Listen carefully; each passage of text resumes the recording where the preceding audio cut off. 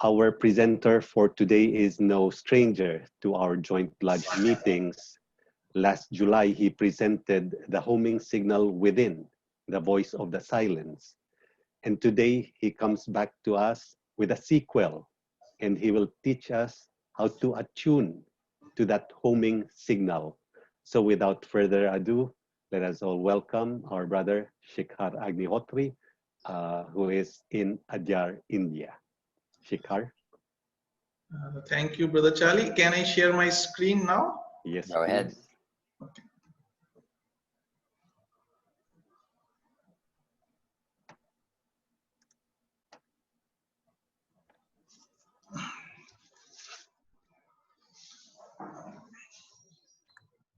Gurur Brahma, Gurur Vishnu, Gurur Devo Maheshwara, Guru Sakshat Parabrahma, Tasmai Shri Guruve Namaha.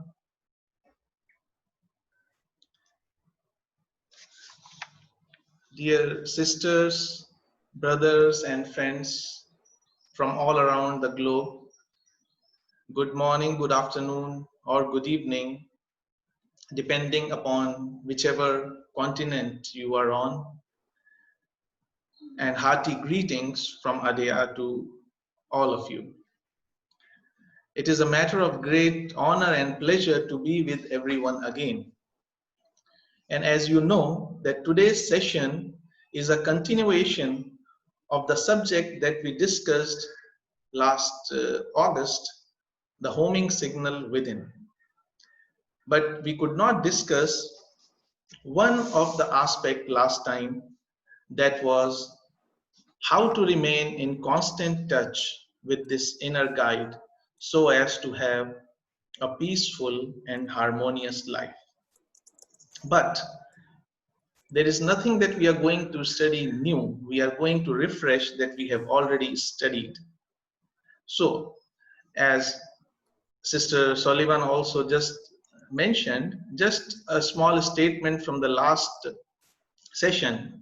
We discussed in the last session that there is a faculty within each and every one of us, the working of which is not the same as that of the mind. And unlike the mind, which works by comparing and arranging various images received by different senses, this faculty, buddhi or intuition or prajna, grasps all connections and grants us the vision of the whole. That's why it is beyond the mind, and it corresponds to the buddhic consciousness in humans, indicating the unity of life as contrasted with the individual or sense of separateness that we get from the mind. But before we even talk about the ways and the means through which we can try to attune ourselves with this faculty of the higher self, there is some preparation to be done. It is like a necessary condition or a prerequisite to come into touch with oneself. And what is this prerequisite? It is something that we all normally do in our daily life. A very simple but very important and effective aspect of successful communication. And that is, when someone starts a conversation with us or call our name to start a conversation, what is the first thing that we normally do or should do to understand better what is being said or communicated? We turn towards that person or the event. If not turn physically, we turn at least our attention towards the person or the event. The similar thing is required here. And since the signal, the homing signal or the voice or light is coming from within, so we can safely say that the required condition is to be introvert.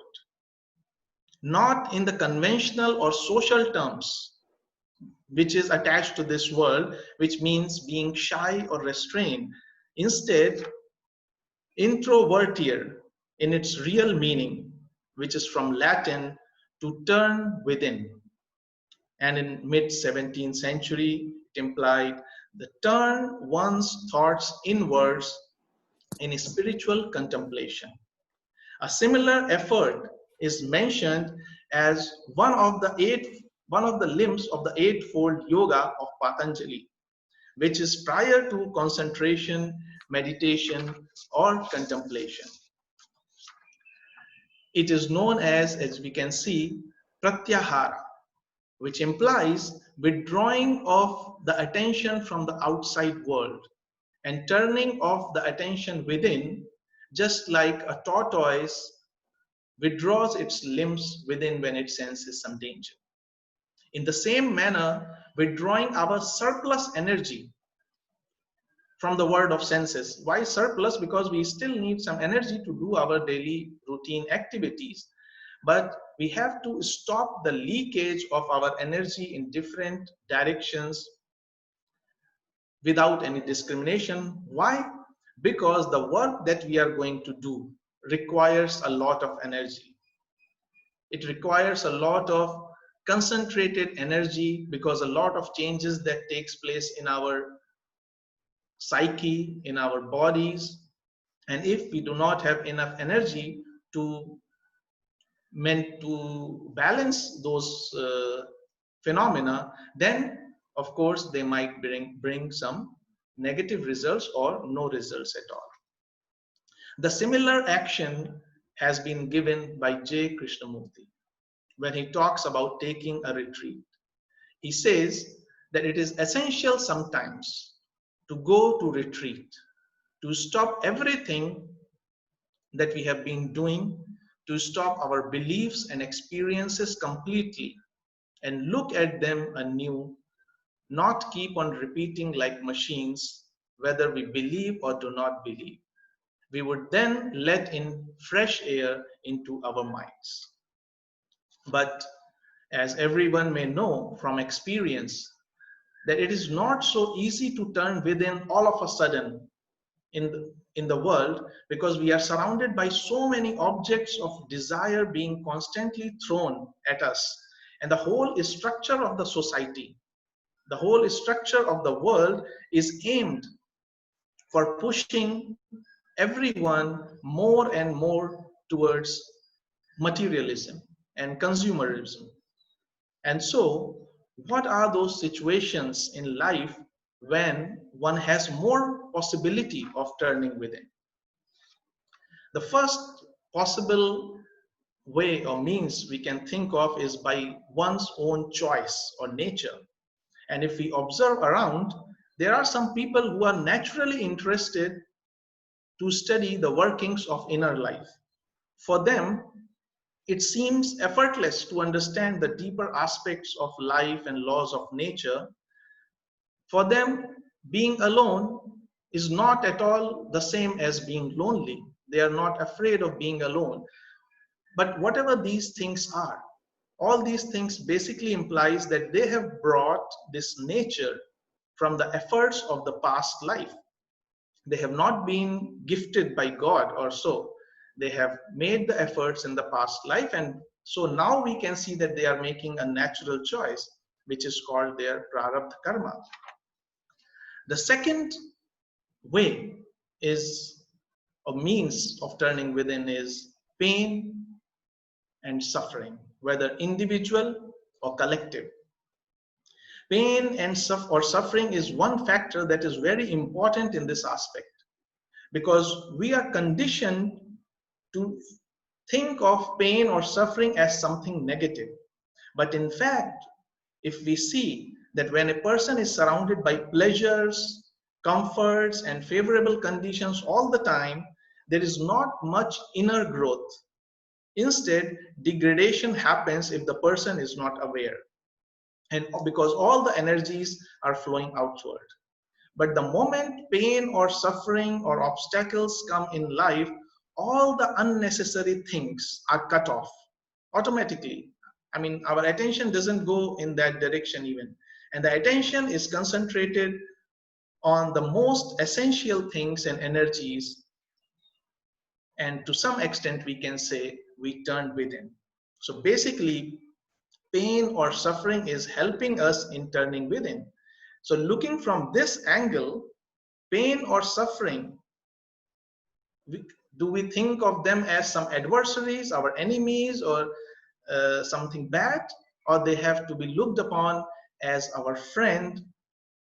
Does it not mean that whenever there is a challenging situation in life, it has come to help us for our growth, for our benefit, only if we can see it?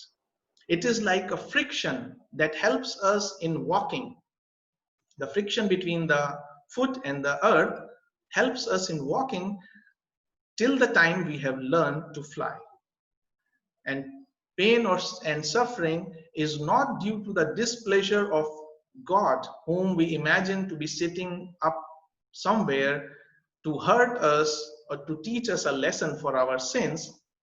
Instead, it is a compassionate reaction of law of karma for us to learn and grow. And if we learn the right lesson, we will come out of it as even stronger and wiser. And the same thing applies in the case of group karmic consequences, like the one we are having at present. The quantum and the reach of the effects of COVID-19 makes it obvious that it is a karmic consequence of the group karma of humanity. And although it is bringing difficult times in the daily life of many people, it has brought many challenging things. At the same time, in the larger panorama of life, it is an opportunity forced upon us for turning within and introspect. And then the third way or means, probable reason for turning within, which is quite amusing, which may be quite amusing to many, which is not given its due, I think, and we all may even have a big laugh about it, but it is very important aspect of the human life, which, if handled rightly, helps us in turning within. And I assume that most of us at some point of time in life must have experienced it. It is boredom or pursuit of more pleasure, we can say. The capacity of human mind to feel bored or feel discontented with whatever it has and longing for more or different or new experience is a very valuable aspect of being human. It is this feeling on the exploitation of which are built upon so many businesses in the world. On a lighter note, I would like to say that it is a kind of a chip that is fixed in our constitution, in the divine plan, and it is a fail-safe mechanism that never lets us satisfied with anything material in nature, anything that has an existence outside of us, even God outside of us. Imagine what could have happened if we were satisfied with something, with some object or pleasure of the material world. We would never ever have turned within. We would be satisfied with that object or pleasure. In fact, that very object then would become a god for us. But this feeling of boredom is the result of the fact that the peace of mind and bliss cannot be found in anything external. Pleasure, yes. Excitement, yes. But for them, for peace and bliss to be there, they have to come from within and not from without, because anything that comes from outside brings along with it the sense of fear of being taken away. So in that terms, it cannot be absolute. So in that sense, being able to feel boredom is kind of a spiritual quality, because how many times have we seen an animal or a plant being bored? Because they follow their instinct, they have a fixed software, they can go on doing things the same way over and over again and never feel bored about it. And this is the value of the human life, or the stage of evolution called human, where we can consciously work to accelerate or retard our growth. Now, now that we have turned inwards and ready to listen to this homing signal, what other aspects are there to work upon to be in constant touch with intuition? The ground is prepared, the seeds have to be sown. But to know which seeds to sow, one must know what fruits he or she is aiming at. And our aim is to look into the conditions that are required for intuition to enlighten the mind, for intuition to have a good reflection on the mind. And the only impediment or obstacle in this process are the modifications of the mind, which means that the conditions that are required for intuition to enlighten the mind are to calm down the mind and to purify the mind. Considering the mind as a water body, which is to reflect the Buddhic consciousness, or let's say in this case, the moon, it will be only able to have a clear reflection if there are no wave movements and also if it is not covered with the impurities like marine growth. So if there are waves, if there is motion of the water on the water, the reflection of the moon will be blurred or broken. And if there is marine growth on the surface of the water, there will be no image at all. So now the bigger question is how to make that happen, or at least how to try to make an effort in that direction. And Theosophy explains it so beautifully that it is almost clinical in its working. And here comes the secret of all spiritual disciplines or the different paths of yoga or Theosophy. And as I said earlier, we are not going to study anything new or different, but yes, we are going to refresh what we have already studied. So to begin with, we will take the three limbs of theosophical life, which is SMS as we know them, study, meditation, and selfless service, and see how it helps in this process. And then we will discuss a couple of more ways to see what more things we can do. And I'm sure most of us are fully aware of these. But today, we are going to see the science behind them and understand how deceptively simple tools they are for such a magnificent destination. So I would like to start this study aspect with a statement by HPB, which says that it is required of a member that when a question arises, it shall be deeply thought over from all its aspects to the end, that he may find the answer himself. And in no case shall questions be asked out of curiosity, nor until the person has exhausted every ordinary means of solving the doubt or of acquiring himself the information sought. Otherwise, his intuition will never be developed. He will not learn self-reliance. I think a sufficiently self-explanatory statement by HPB, and maybe that is why, if we remember the days of Pythagoras in his school, in his esoteric school, there was a discipline that the students will not speak for the first few years, maybe I think about 6 years, they were not allowed to speak. Not that they are not given the opportunity. It does not mean that the opportunity to ask questions was taken away from them. But if on the slightest tinge of curiosity we start asking questions, we will never go within, and as she says, the intuition will never be developed. So now with this reference, if we try to observe most of the spiritual literature in general, and the theosophical literature in particular, it is aimed to develop, to unfold our Buddhic nature. The beauty of the beauty of any spiritual text is that there is not only one meaning to the aphorisms, but depending upon the depth of one's consciousness, one can draw as much from it as possible.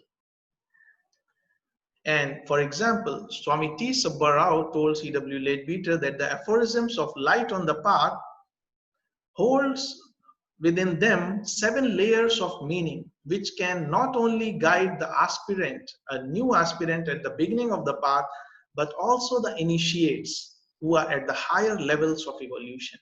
And I'm sure we all have experienced this feeling, because so often we find that while reading the book, the same book, when we read it a couple of years before, we understood something. But when we are reading it now, we get a totally new meaning. It depends, it means nothing has changed, but our consciousness has evolved in that time and we are able to get some new meaning out of it. But how does such scriptures or literature help in making our mind calm and pure and elevating our understanding to help intuition enlighten our brain, mind? And here comes a very interesting way of the presentation of these teachings. If we observe deeply, we find that most of these teachings are presented in the form of small aphorisms, which are normally given in the form of paradoxes or parables, allegories, or both. And if we take, for example, Light on the Path as an example, we see that the paradox is not just within the aphorism but outside also. By which I mean, if we take the first aphorism, it says, kill out ambition, but it also says, but work like those who are ambitious. Later it says, kill the desire of life or sensation. In the later part, it says, desire power or peace or possessions. So it kinds of leads the person who is reading that to some confusion. Similarly, when Lord Krishna was talking to Arjuna in Bhagavad Gita, he was telling him various ways of finding out the right action for him, and he was telling one after the other. Arjuna got confused and he says that I am totally confused with your contradicting or paradoxical statements, because on one hand you are saying this is the best way, on another, in the next statement you are saying something else. And even if we look at Zen Buddhism, the way of teaching is based on paradoxical stories or riddles called koans. But this looks like paradox only when viewed by the mind. And there must be some reason why such presentations are made in a paradoxical way, which HPB explains in one sentence in The Secret Doctrine when she says that such are the traditional modes of teaching by provoking perplexity. Similarly, in understanding metaphors or allegories, one has, which are in abundance in every religious scripture of any religion, one has to make an effort to develop imagination, correlation, and intuition. But the question arises, why? Why is it given in such a form? Why not in a simple form so everybody can understand easily? So let us try to explore this together. The question arises, who is facing the paradox or who is not able to comprehend? Obviously, when we are reading through our mind. So it is the mind that is facing the paradox, or to be technically correct, we can say that it is the lower mind that is the facing the paradox in the statement. Although there is no paradox from a higher point of view, which we will see later, but when we are reading through the mind, lower mind, we see the paradox. So what happens when the mind faces a paradox? Of course, it becomes uncomfortable because our mind is trained to work in a certain way that it needs clarifications of the answers. And when it sees a mutual contradictory things, it becomes uncomfortable. So what happens next? If it is an open and sincere mind, then it comes out of its comfort zone.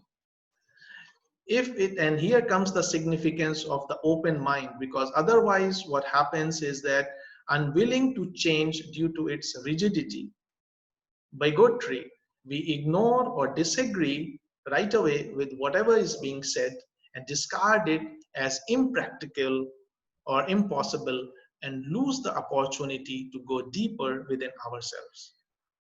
And if we carefully observe, J. Krishnamurti has always been trying to do that, to bring people out of their comfort zone of theories, philosophies, to provoke perplexity by questioning their belief system, and to look at the things as they are so the shell of the conditioning can be broken. So what happens when our mind comes out of our comfort zone? The sincere mind thinks over that aphorism or whatever we are studying. It contemplates upon it. And then what happens? What happens is just what HPB recommended in her statement that we discussed in the beginning, that we should avoid that urge of impatience to get the answer quickly and just go to someone and ask it, whom we think knows the answer.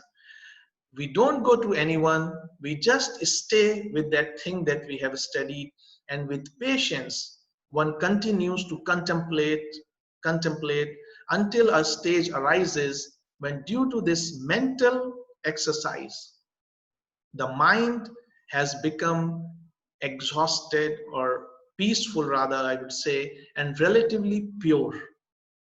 But how does this happen? Just like the muscles of the physical body are stressed when we do some exercise, and after the exercise they need rest, so they are at rest.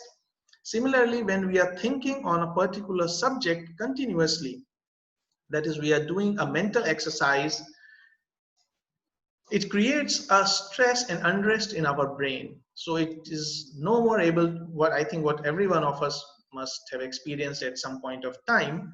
And due to that, mind is not able to work through the brain. So for a time, it comes in a state of rest or peace. That is easy to understand. But how does it become pure? Just like the quality of the cells of the physical body is dependent upon the kind of food we intake. Similarly, the quality of matter in the mental body depends on the kind of thoughts that we are engaged in.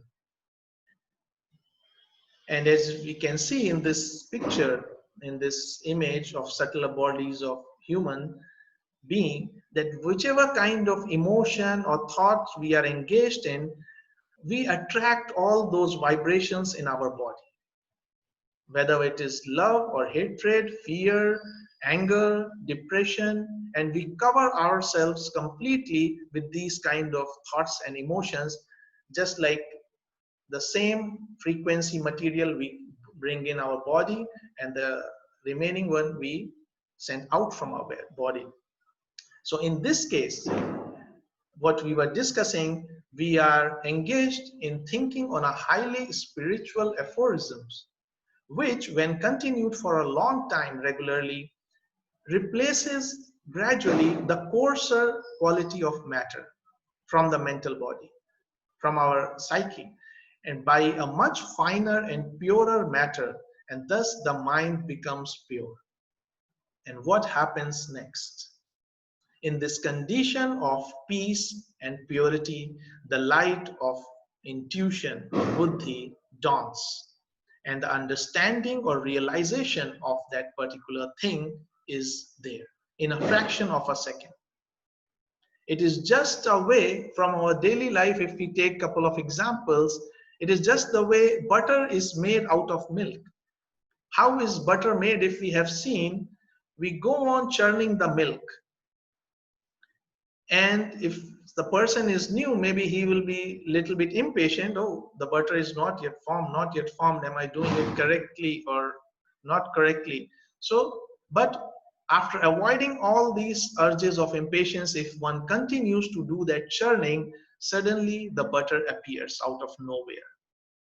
So that way, if we go on churning our mind with whatever we are studying, we are we will force our intuition to enlighten our mind, and in a fraction of a second.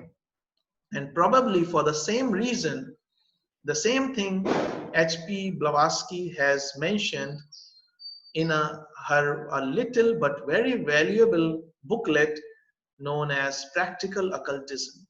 And I'm sure most of us must have read that book and must have found many appealing statements in that for our daily life.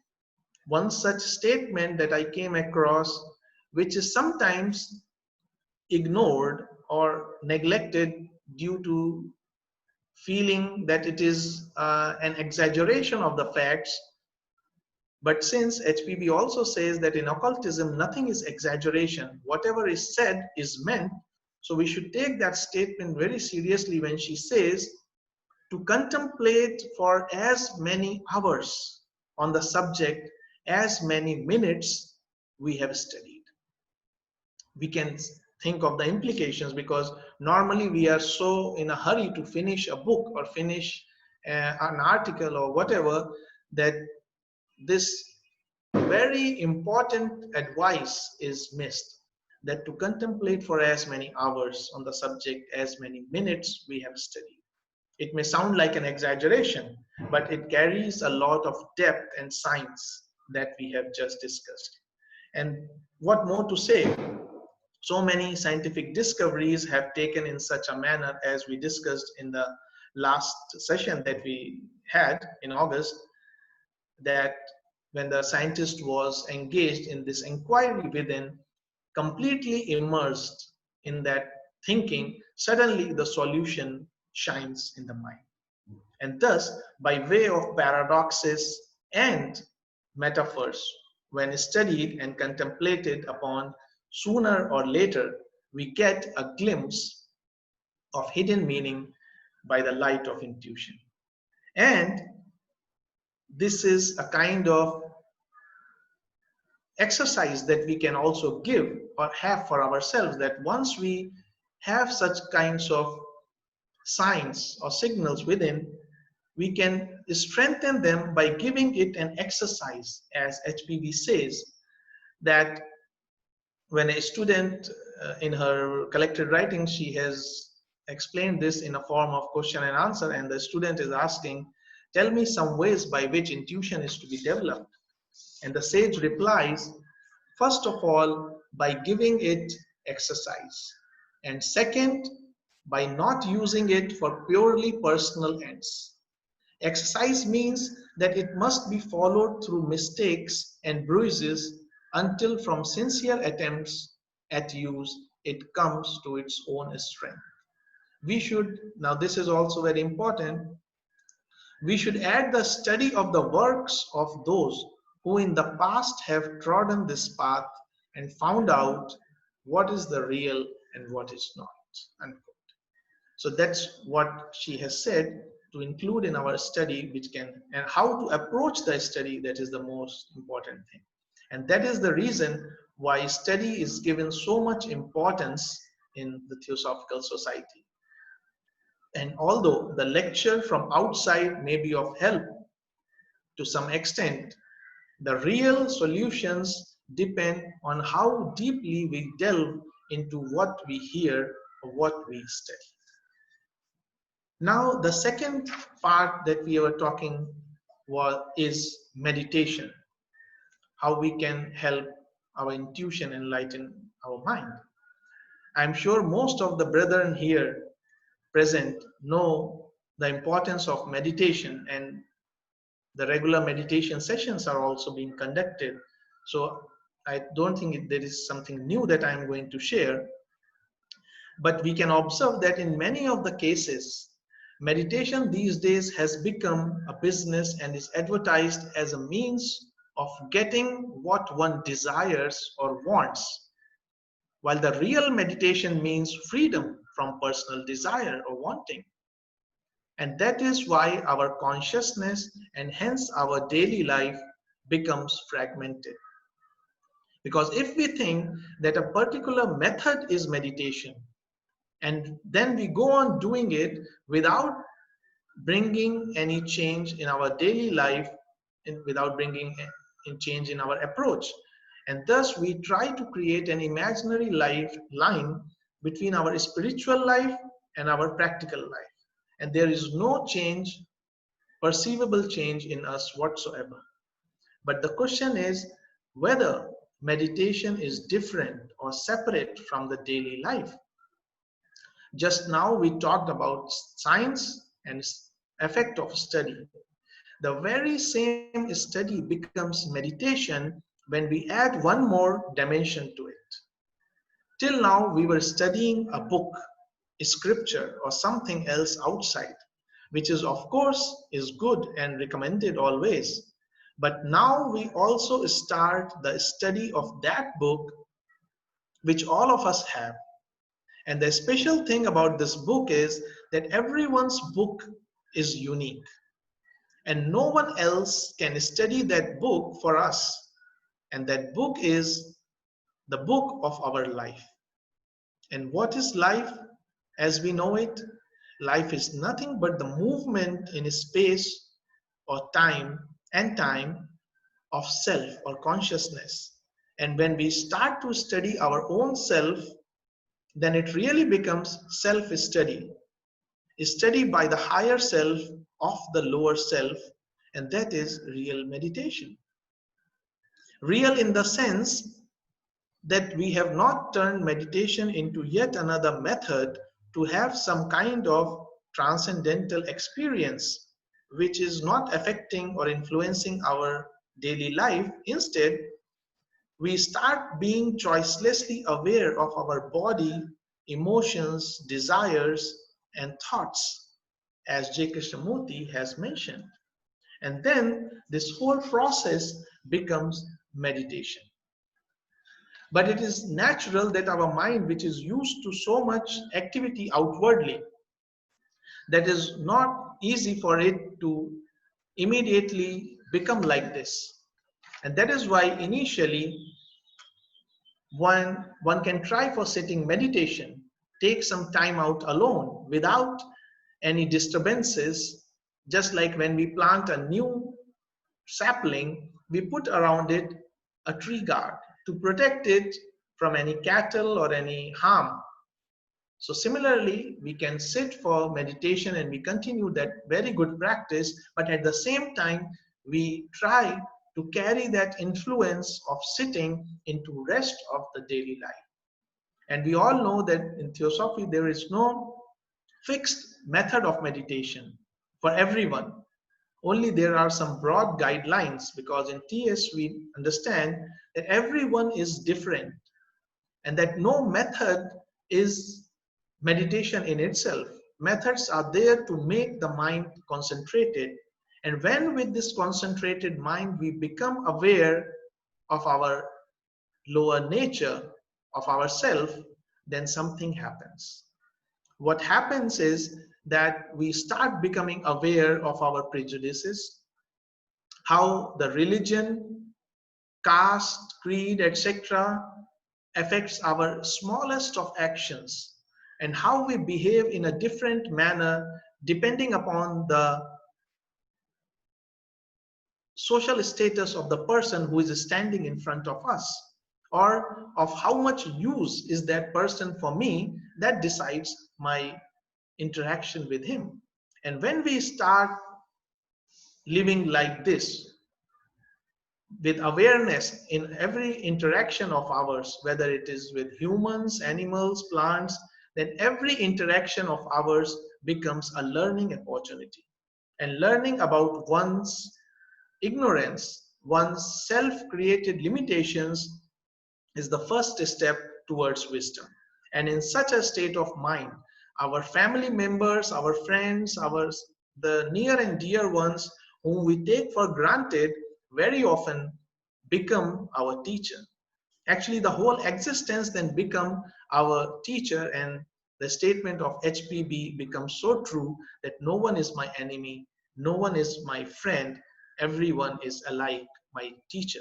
But the question again arises, how just by becoming aware and not doing anything makes the mind calm and purer?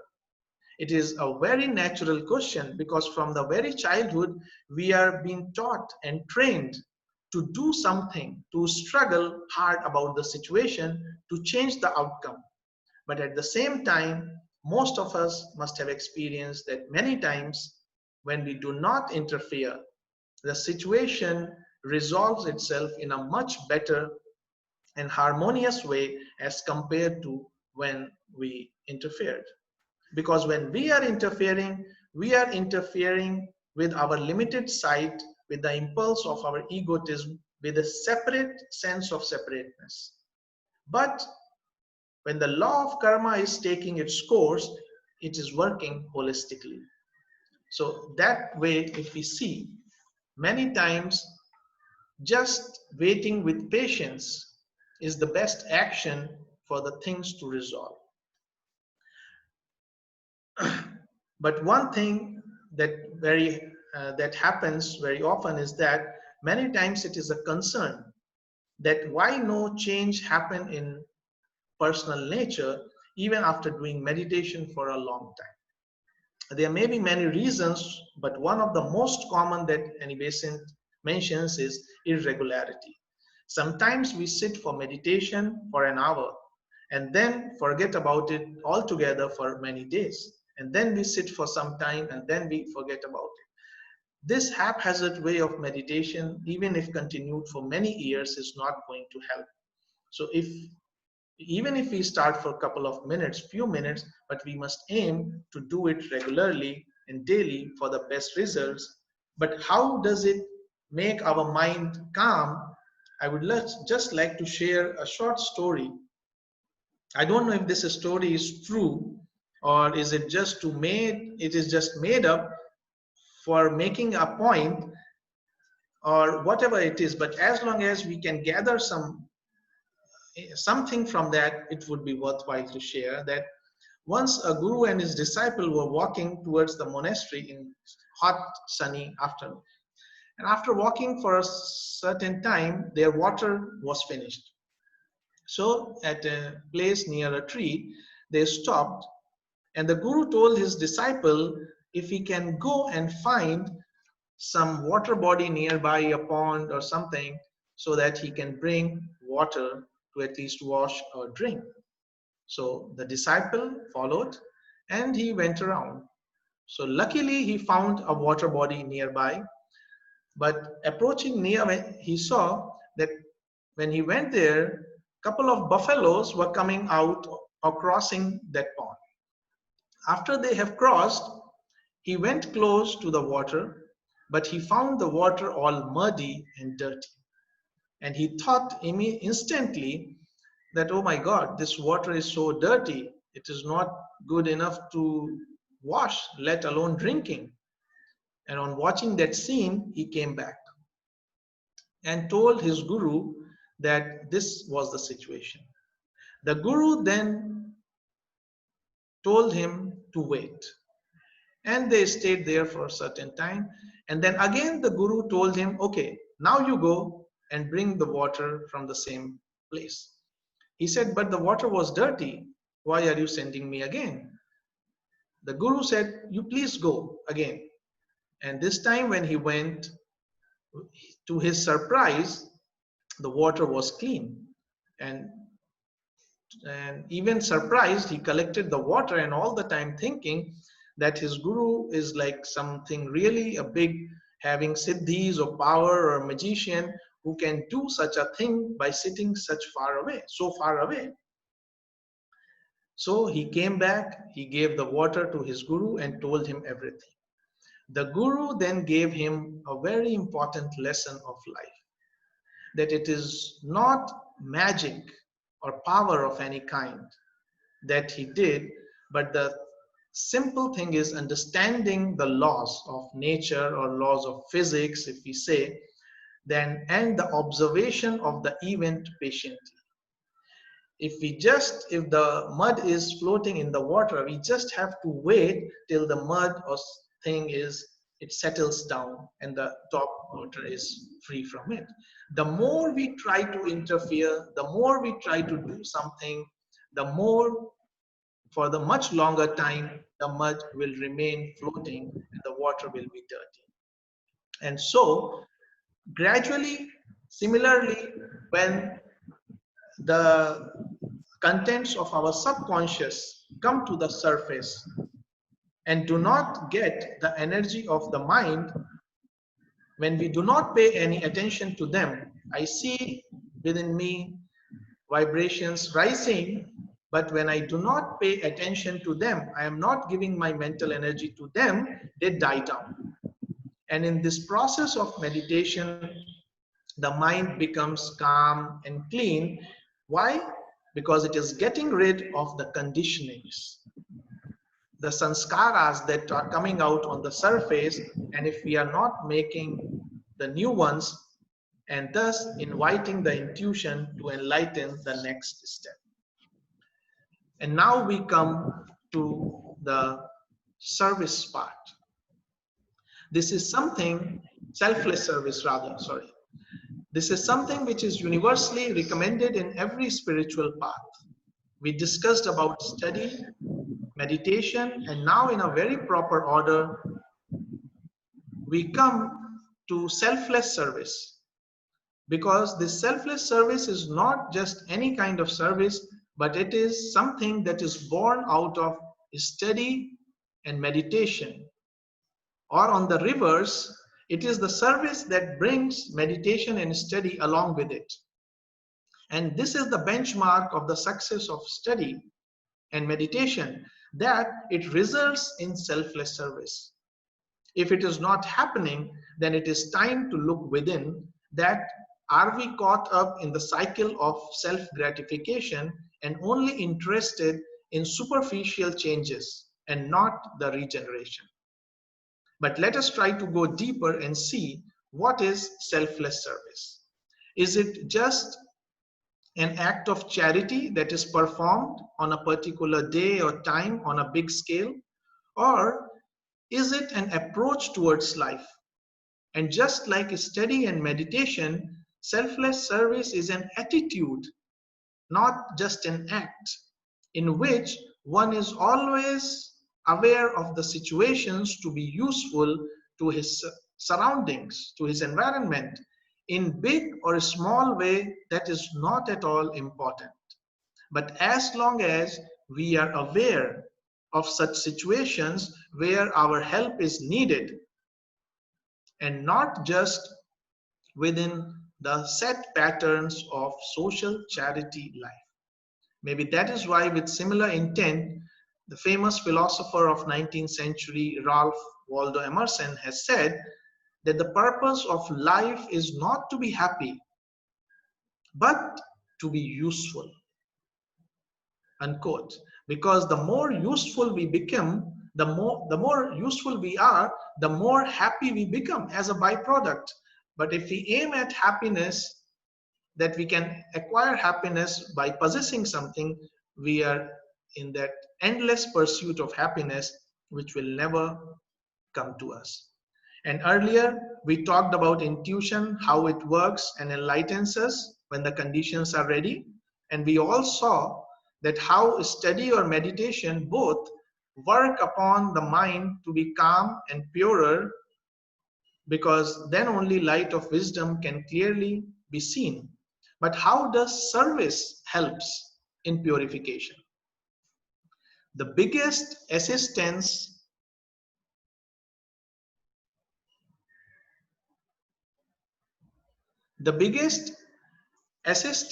of selfless service, if one is sincere,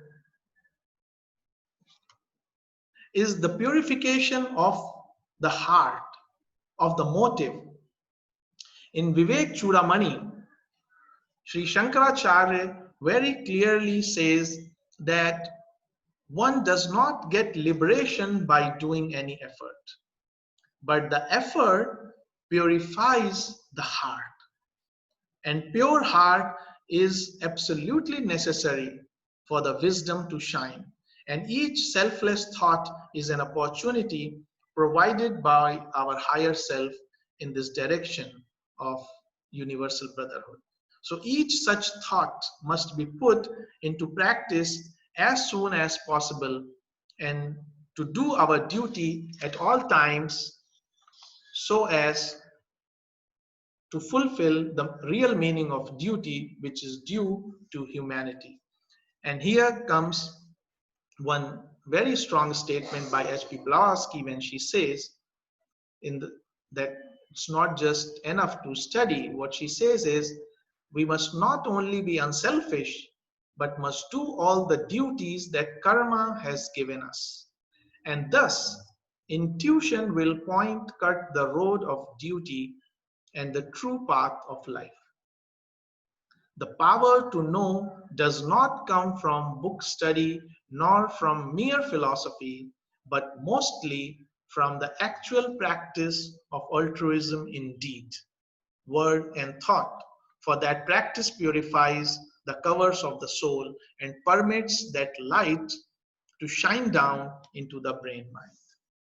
And these are the three ways given by various sages under various names, be it of yoga, of knowledge, of devotion, of action, or as the Yoga Sutras of Patanjali says, Tapa, Swadhyaya, Ishwar Pranidhan, devotion, study, or austerity, because these three aspects work on the three dimensions of our physical, astral, and mental existence.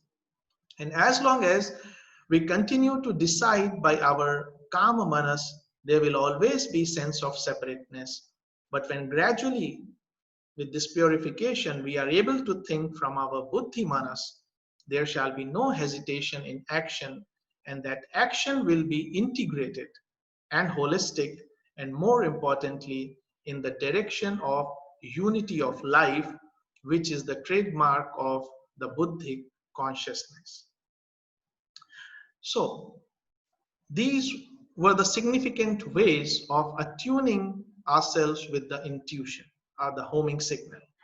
But apart from that, there are few other possible ways which can be experimented with, because as an aspirant, one should try all the rightly available means for the desired result.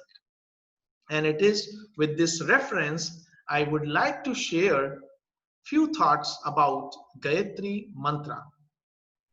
The science of mantra is very ancient and was practiced in one way or other in all parts of the world. The mantra science was developed by the ancient scientists whom we call rishis in India and seers all around the world. And the science of mantra is basically the science of cosmic powers of sound, thought, and willpower. And the word mantra itself is explained as mananta iti mantra, meaning that which is reflected upon, pondered upon, meditated upon, to transcend the normal state of consciousness, to go beyond the normal state of consciousness. So mantra is like a seed which is nurtured by our constant remembrance. It sprouts and takes root in our consciousness, and gradually the hidden wisdom becomes a part of our being when it is said to be actualized. Thus, it is not just a mechanical repetition or recitation of some words verbally or mentally, but with intelligence and understanding that brings about the real effect of a mantra. So today we are going to talk about the Gayatri Mantra that has been chanted all over India since a long time and presently in many parts of the world due to its remedial and highly perceivable positive effects on our whole being as already proved by multiple experiments, and the experiments are still going on. Even J. Krishnamurti in 1925 wrote in his notes that this mantra has been repeated in India for many centuries. That is why the land is sacred. And not just that, as per the aphorism 92 of the Madhyam Nikaya, the middle book known as Sella Sutta, the Buddha is quoted as saying that of sacrifices, he was saying while describing the significance of various aspects of life, he says, of sacrifices, the fire sacrifice is the chief. Of Vedic hymns, Savitri is the foremost. And Savitri is another name for Gayatri Mantra because the deity of the Gayatri Mantra is solar Logos, the Surya Narayana, one of whose names in Sanskrit is Savitri. So that is why the name Savitri. And the reason that we are discussing this mantra here lies not just in its meaning, which we are going to share in a few moments, but also the effect that it produces as per the clairvoyant investigation of Gayatri Mantra done by eminent theosophist C.W. Leadbeater in 1925 in Bharat Samaj Temple in the Theosophical Society, Adyar. But for the meaning of the mantra goes that we meditate upon that adorable radiance of the divine sun. May he energize our buddhi, or may he energize our prajna, or our highest intuitions. And it is a pleasure to share this because it is the first time in modern history, human history, that a scientific description is given of what actually happens when a mantra is chanted properly. And to my knowledge, there is no other instrument developed till date by modern science that has been able to perceive this. But maybe in future, more sensitive instruments will be able to confirm that was stated in 1925. What C.W. Leadbeater observed was that when the Gayatri Mantra is chanted, something utterly unthinkable and marvelous happens. He says, the great shaft of golden white light, which immediately pours down upon and into the reciter, comes as though from the physical sun in whatever direction the sun may happen to be. And I would repeat it.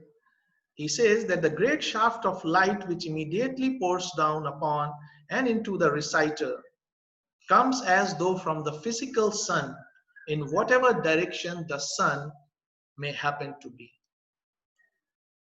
But just to reaffirm, I mean, that all these things he was viewing from his clairvoyance, so these are not possible to see from our fleshy eyes, just like there are with so many other vibrations that we are not able to see beyond the visible spectrum, or 3G or 4G rays, or infrared or ultraviolet rays, but their effects can be measured. So that's what he said, that light comes. But this is not just it. What he further says, that when this light has filled the very soul of the reciter, something even more astonishing happens. What happens is that this ray of light is divided into 7 rays, and they come out of the reciter in the front of the reciter in the form of solid cones of light. In fact, having the 7 colors of the spectrum. It is as though as the person who is chanting is acting as a prism, the only difference being that instead of the rays spreading out, because when the rays are passed through a prism, they separate. The white ray when goes from the prism, it the outcome is that the rays spreads and separate. Here, the rays are originating from the aura of the person. The whole aura of the person acts as the base, as you can see in the picture. And from that, the rays come out, but instead of spreading, they are converging in front of the reciter that he specifically mentions. And these points are not just any points, they are living centers of energy. And if a person happens to come in the way of them, that point curves with incredible rapidity and touches the heart and the brain of that person, causing them to glow momentarily in response, which implies that the Gayatri mantra in some way affects the spiritual growth of the person and those around him and bestows upon the reciter innumerable benefits. But the most important thing is it is not and can never be a replacement for the sincere effort by a seeker to bring about a transformation in his character. If we think just by chanting the mantra and continuing with the life as usual, something is going to happen, I don't think so. On the other hand, if the seeker has a sincere aspiration of self-transformation, working on oneself, the mantra will help in bringing about this transformation in a more smoother manner. But what about those who do not know Sanskrit? So C.W. Leadbeater further says that as to the question of the language of the mantra, it seems to be of minor importance. And the recitation of the translation in English, having the full intention behind them, produced the full effects. So basically, it is the inherent power of intention, the motive, the will, and the thought power that works.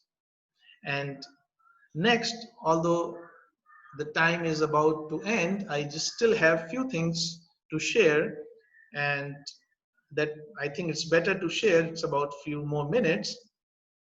After this, there is a small part that although we discussed in study aspect, that whatever we eat affects the cells of our body, affects the receptivity of our body, the response, the vibrations of the cells of the body. So a small statement by HPB, because food is a very important part of our daily life. And HPB says very clearly in Key to Theosophy that if one could live without eating, of course it would. So the best thing is that if we can live without food, but as the matter stands, he must eat to live. And so we advise really earnest students to eat such food as will least clog and weight their brains and bodies, and will have the smallest effect in hampering and retarding the development of their intuition, their inner faculties and powers. So it is for this reason that the vegetarian diet is preferred to achieve the desired result. In the end, what we talked about can be the means for an aspirant on a spiritual path. But there is much greater need to convey this to the future of humanity, the children, the youth. And I think that from the very childhood, no children or youth are so much interested. Some of them are interested, but not so much interested in deep study or meditation. So what can be done for them? How right from the childhood they can have this approach towards life? How can we help them? Because if a generation of humanity learns all this right from the childhood, a new world can be created in just one generation. And to do this, we need to change our approach to children as parents, guardians, or teachers, and the education that we are giving them.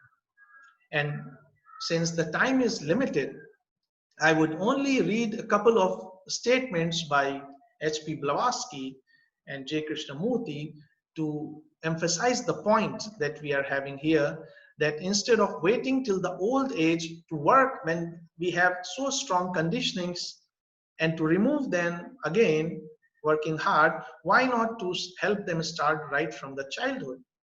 And the first thing is the encouraging hobby or talent of a child. And HPB says that we may think that we would endeavor to deal with each child as a unit and to educate it so as to produce the most harmonious and equal unfoldment of its powers in order that its special aptitudes should find their full natural development. We may think that it is a very small issue, but it is the one that carries deep implications, because hobbies or talents are something on which the soul has been working for its evolution for a long time. And if we are helping the child to get along with those hobbies and talents, basically he is following his heart and not for money, as J. Krishnamurti says in the next statement, that human beings have capacity, have some kind of hidden talent that is to paint, to play the violin, to play the flute, or to be a very good human being. And the society, the parents, everybody tells them become a businessman or a doctor or an engineer. So the brain is conditioned by the parents, the society in which we live. So our own talent is destroyed by this pressure. And what is important is to have our own talent. Then you are happy with it, because then we are in harmony with our inner homing signal. So we have to discover our own talent and stick to that talent. Whether you become poor, rich, or successful, unquote. And when that happens, the individual will not just look for employment, but vocation, meaning a call. It is an occupation which person is especially drawn to or for which they are suited. Because right now, as we can see, that how the modern education is ruining the inner faculties, creating so much stress in the students, so many suicides are happening, because the link to the higher faculties, the link to the inner self is stressed, is almost, I would not say broken, but there is very less communication in that path. So all these things are happening, and who is responsible for this is what HPB says, that you forget one thing, which is that your much boasted modern education is precisely that which makes it difficult for you to understand theosophy. Your mind is so full of intellectual subtleties and preconception that your natural intuition and perception of the truth cannot act.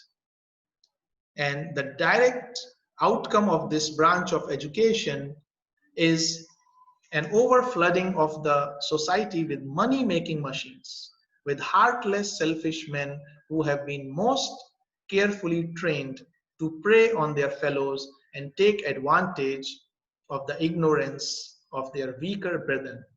So instead, what should be encouraged, what should be done in whatever capacity we can do as a parent, as a guardian, as an educator, is that children should above all be taught self-reliance, love for all men, altruism, mutual charity, and more than anything else, to think and reason for themselves.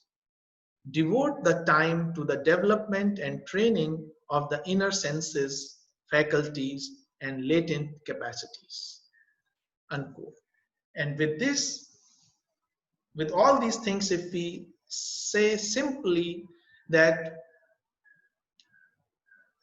that's why altruism is the key to theosophy. In one word we have to describe it, that altruism, love for everyone, if we develop in us, if we practice it, if we practice that process, that even the people whom we don't like, we try to send good thoughts, we will slowly, gradually change our constitution of our subtle bodies and our physical bodies, and we will make our constitution, our mind, much more suitable to receive the light of intuition or the homing signal. And slowly, by putting it in practice, of course, we may sometimes be wrong, sometimes be right, but taking all those things in our stride, we keep growing and help it strengthen the bond. So slowly and gradually, we have a continuous link with this inner homing signal or intuition. And once again, I thank you all, dear friends, brothers and sisters. I thank Brother Charlie Romero and Brother Vic Hao Chin for giving this opportunity to share some of the thoughts again with our learned audience. And thank you so much for patient hearing.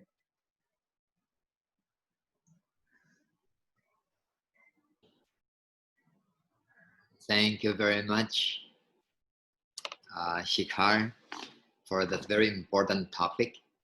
So we will now go into questions and answers.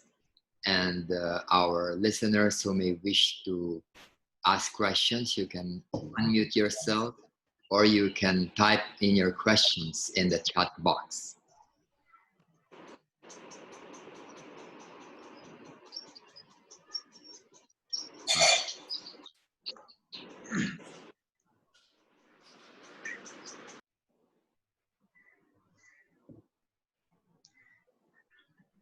Go ahead.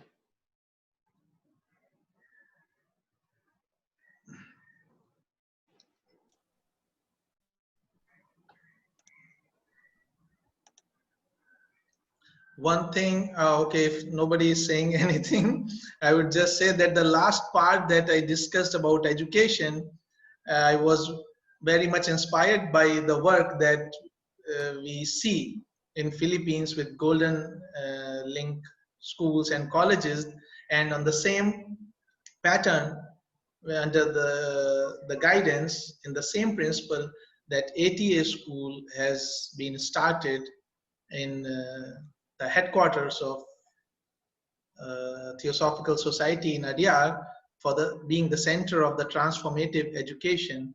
I think that's a real way for the future. Thank you, Shikhar. Now, one initial question. How would you incorporate the development of intuition in the educational system of young people? Would you have any idea about how to approach it? Yes, actually, it's a very it's a topic since very close to my mind and heart also, and we have done an experiment also on that. And since Catalina is working in ATA, and the way the response of the children and their parents are, and even some of the difficult children who were brought in the school, how they changed with a different kind of atmosphere that they were provided. Because normally in most of the schools, when HPB is saying modern education, she was pointing towards the education of which is based on competition and punishments for disciplining a person, which is basically creating the fear in the minds of the children, and the sense of inquiry, which is sometimes children are allowed, or sometimes they are even afraid to ask. So if in the education what we see, if we can make it, or if since I am seeing it happening, that if we give them an environment which is free of competition and comparison, and I think as a parent we also unconsciously sometimes compare, so we have to be aware of that also, that with our child with some other child, because maybe we have been trained in that way, we have grown in that way. So that to be avoided in the school where they are going, instead of comparing them, they should be given an atmosphere where each and every one of them can express themselves in a unique manner. So without comparison and competition, because with that, the next step, and also the fear of punishment, instead of that, as I learned from you only, that we can let them connect the action and the consequences, not the punishment. Because if we give some punishment for some action and there is no relation between them, the only thing we are going to put in the mind of the child is fear of the punishment. Not, he will not understand what he did wrong or where he could have, asked something more. Another thing, and the third is encouraging the sense of inquiry. So they ask more and more questions. They can feel free to ask more and more questions without any fear, fear of being judged. And that's how, I think if we go like that, which in some of the schools and colleges they have already practiced, then I think it will be a good way to develop children who don't have those fears and jealousy or some kind of complex when they are compared with others. And just when I said we tried this, okay, we tried it on a little bigger students of graduation level when we conducted one camp in Indian section in Varanasi, which was not a camp actually, it was a workshop based on study, meditation, and selfless service. So we did study part aspect also. We had contemplations and silent periods also. We had meditation sessions also. And most importantly, we had the service sessions also. And by service, I mean that as a group, we had about 50 or 60 students from the graduation level from the college in Varanasi. So on one day we decided that we'll pick up a place in the campus and we will all go there and clean it up. And the next day we took another activity, that's let us cook our food together, some people got the responsibility of cooking, some got the duty for serving, some got the duty for cleaning. And this group activity, I mean, when we had the feedback sessions, they said that they were looking for such kind of activities, not just theoretically, but practical applications also. And during this team activity, they tend to bond with each other as a person, not as a competitor or just as a fellow student. So all those things when we did, the feedback was really that the youth want all this, but the only thing is how the way we are going to present it to them is what matters in my view. So Thank you. How about the nurturing of intuition in children, particularly? I think that's what I feel one of the things is to let them develop more hobbies. Whatever their hobbies are, whatever their inner call is, instead of just rejecting it as a passing phase or something, because we all know that up till the 7 years of age, the child is more in touch with the higher self. Later, slowly that affects reduces. So during that time, the more we give the child the freedom with our guidance, and to let him choose, let him feel whatever comes, to listen to them, what they want, what they feel. I think by that way we can develop their inner faculties. That is my thinking of a very simple in a household thing. I don't know if there may be some other ways, but that's what I think about it. Yeah. All right, here is a question from Alice about the mantra. Is it okay not to chant it, but recite it silently with good intention? Oh, yes. Actually, with the mantra, it is, if we do it mentally, it is even more stronger than if we just chant it verbally or with the sound. Because with the sound, what happens, if we may be chanting the mantra, but our attention or the mind may be wandering somewhere else. Once we have remembered the mantra by memory, it's just like driving the car. Initially, we are aware of everything, so our whole concentration is there. But once we are, become a very expert in driving, we can drive, we can talk, and we can discuss things. And thank you for that, that the law has forbidden to use the mobile phones while driving, so that we don't end up in accident. That's what used to happen. Mhm. So same thing goes with the chanting of the mantra, that okay, if you are doing it verbally, okay, but if you can do it mentally, it even has much more effect, because then our whole mind is engaged in that process. And not just chanting, if we can together visualize the meaning of the mantra, the idea behind the mantra, the whole effect will be the full potential of the mantra we can have. Okay. And one thing that I forgot to mention earlier in the thing about mantra, that that was the effect when a single person does it. That's what happens. But the same experiment was done with a group of people in the group chanting, and what C.W. Leadbeater saw was that still that shaft of light comes, but instead of many individual rays of light, one big shaft of light comes which covers all the people. And then together as a unit, all these cones of light come out of that group. So, and to a much wider area and much longer distance it goes.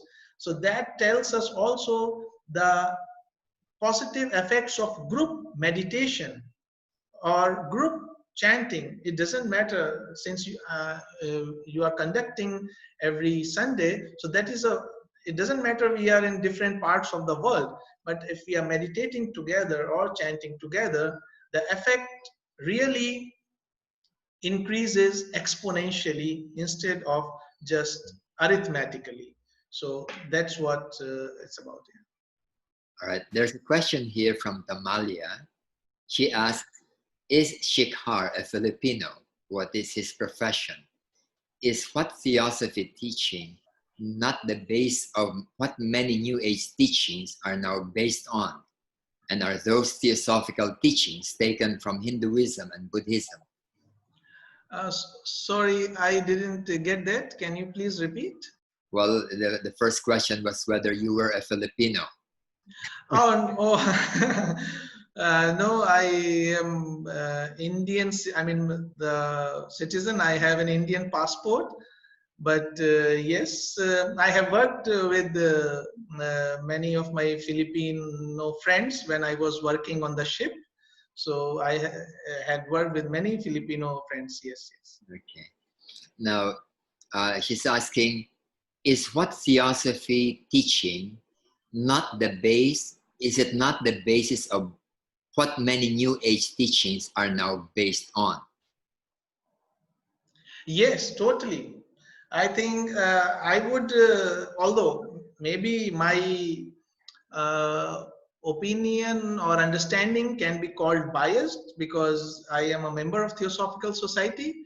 But if we go back in the history, if we see the sprouting of these how these so many new age organizations and new age teachings started to come, if we go back we can see the seeds planted by Madam H.P. Blavatsky, and it started, and she gave so much of literature and the terminology to explain all these things, that I think many of the new age teachings have taken a bit and pieces of those, and they have expanded them for their own organization of our own purpose of whatever they are following.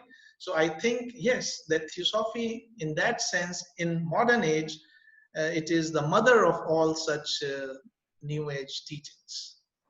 And her third part of the third part is, are those theosophical teachings taken from Hinduism and Buddhism? Okay, you mean the other New Age teachings? Does she mean? Theosophical teachings, are those taken from Hinduism and Buddhism?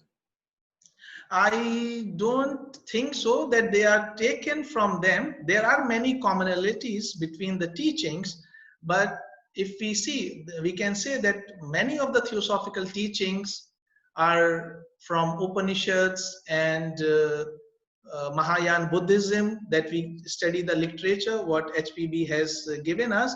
But what I feel is that in Theosophy, there is something more and something in addition to those teachings when she is explaining not just the teachings, but with the scientific, or at least whatever science was available in her times, she was giving the logic and science behind all those things and setting up a common base for all the religions in the world, that the teachings in all the religions of the world are esoterically same.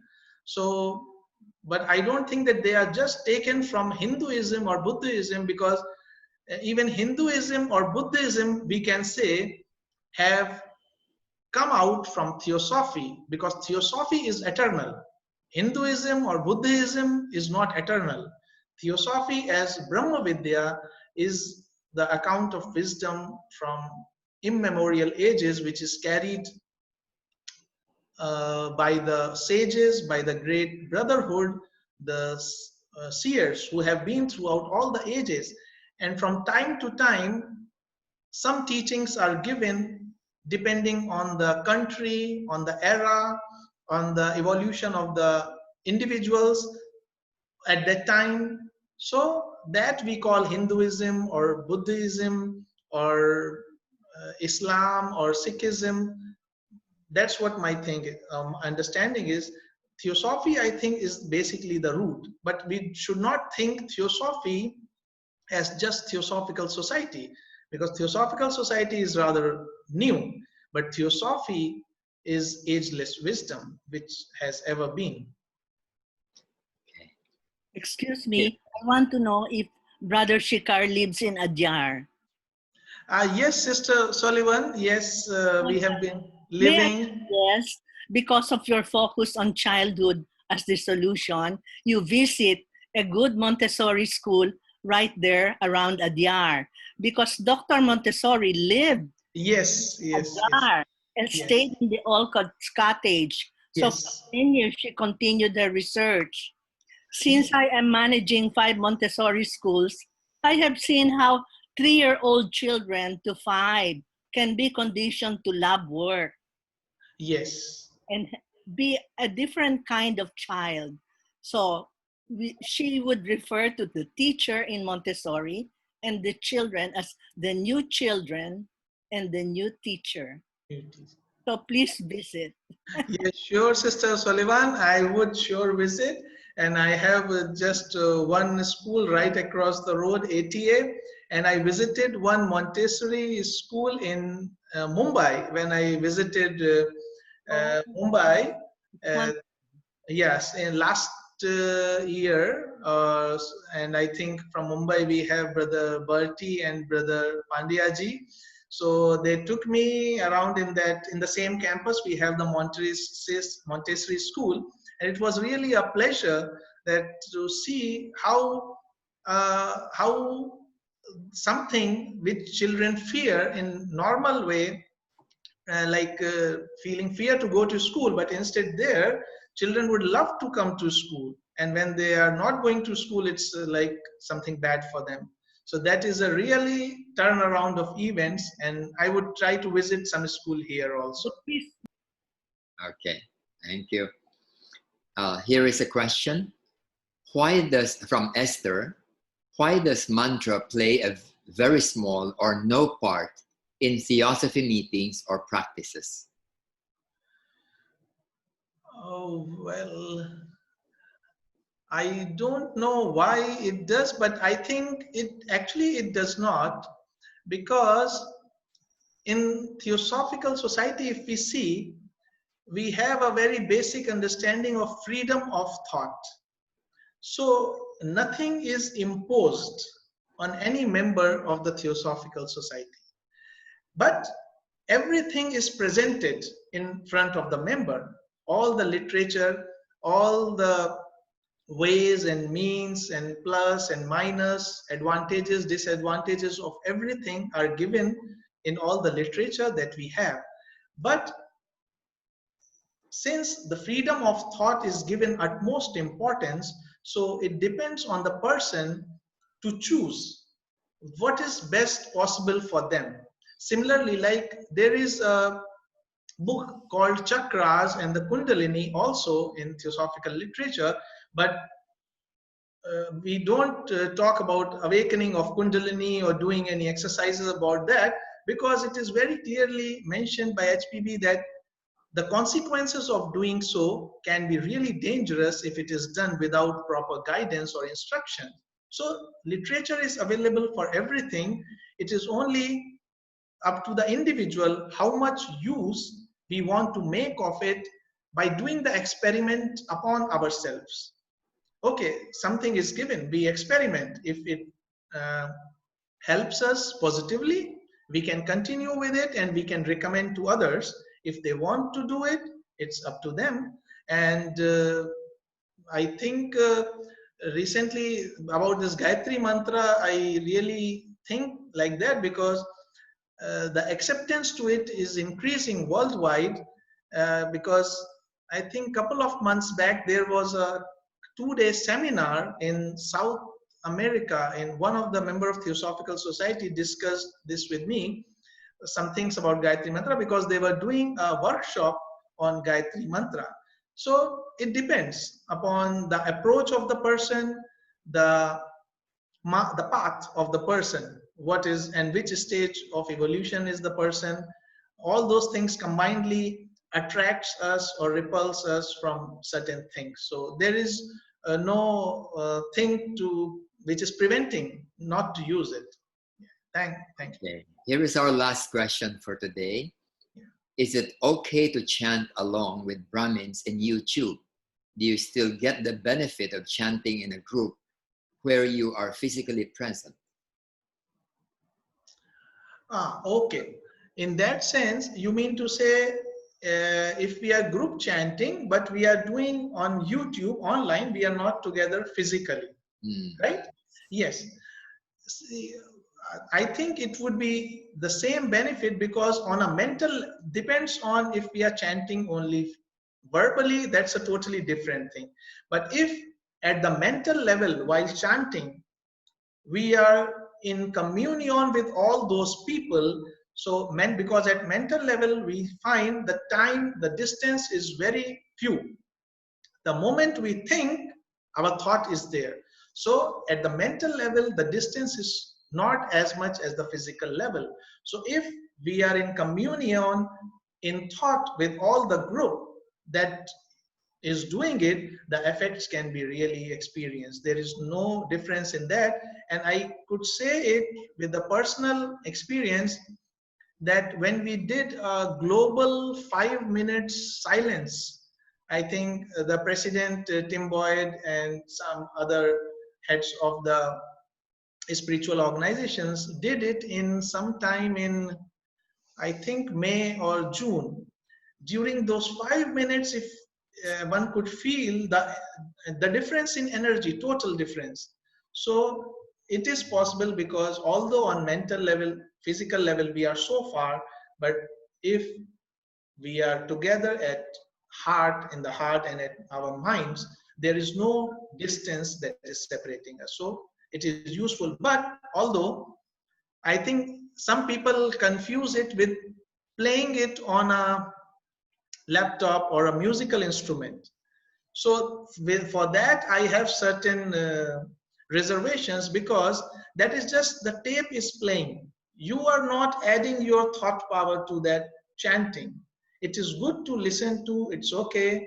But if you add also your thought and will and intention behind that mantra, then it really becomes powerful and the effect can be experienced. Okay, thank you very much, Shikhar. It was a wonderful session and an important topic.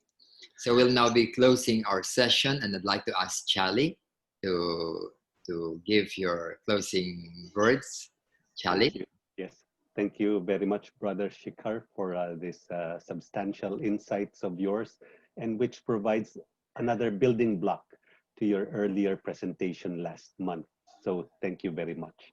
And to our participants today, we also thank you for your comments and questions, which adds to the collective wisdom. So again, thank you one and all, and have a pleasant day. Thank you.